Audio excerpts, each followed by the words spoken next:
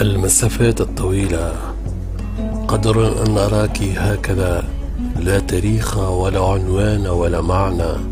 أمشي على شاطئ رمالك، أمشي على خطواتك البعيدة، أمشي لأقرأ عنوانا جديدا على تقاسيم وجهك بين الصفحات هنا وهناك، بين الورقات الضائعة، بين الكلمات الواعدة. موعدي معك احترق واخترق التاريخ، اخترق العمر القصير لسعادة لم تكتمل، لحكاية لا يقرأها الفقراء، على شاطئ اللاذقية وشمال سيناء والوطن القبلي. أحبك رغم المسافات، رغم الآهات والذكريات. أجرب الكتابة، أجرب الحب، أجرب التاريخ.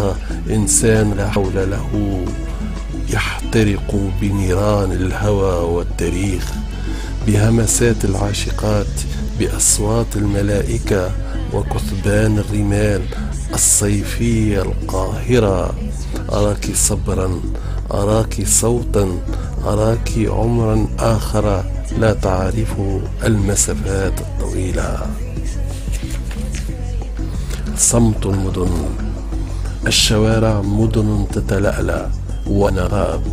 ليلي قمر يختفي وراء السحب، زمني خطوط الصدمة في القلب.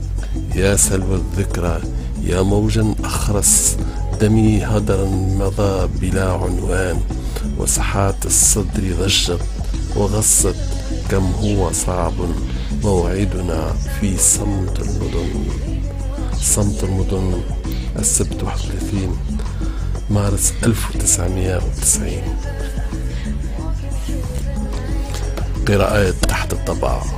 أقرأ ذاتي الملغية، أقرأ الوجوه المنسية، أقرأ حكايات السنين، وأعود لأقرأ ويقرأ القلم.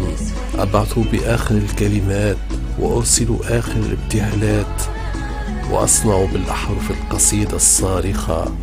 أدك أرض الصدى دكا، وتدكني بواعث الزمن الآتية، كطفل لا زال يحبو وأمل لم يولد بعد.